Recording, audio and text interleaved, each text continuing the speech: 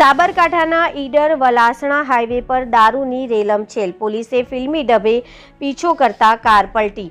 સાબરકાંઠા જિલ્લાના ઈડર વલાસણા હાઈવે પરથી ભારતીય બનાવટના વિદેશી દારૂની મોટા પાયે હેરાફેરીનો પર્દાફાશ થયો છે।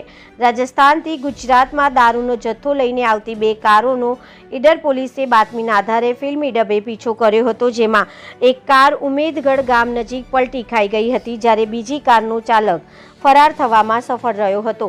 ઈડર વલાસણા હાઈવે પર દારૂની રેલમછેલ, પોલીસના સકંજામાંથી બચવા માટે બેફામ ઝડપે દોડી રહેલી દારૂ ભરેલી ક્રેટા કાર ઉમેદગઢ ગામ નજીક ડીપીની દિવાલને તોડીને હવામાં 3 વખત ફંગોળાઈ અને પલટી ખાઈ ગઈ હતી।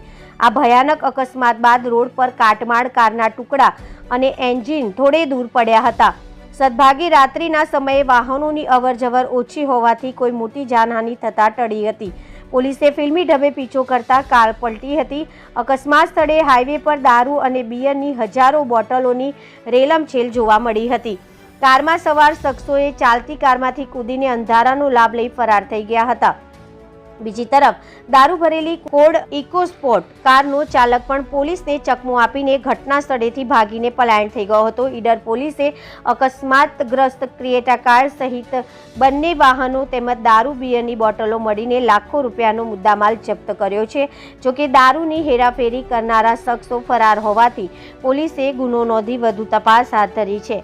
આ ઘટનાએ ચાપતા બંદોબસ્ત છતાં સરહદ પરની દારૂની હેરાફેરી યથાવત હોવાનો ભાંડો ફોડ્યો છે। Reporter Hamid Mansuri, BN news Gujarati, Sabarkantha.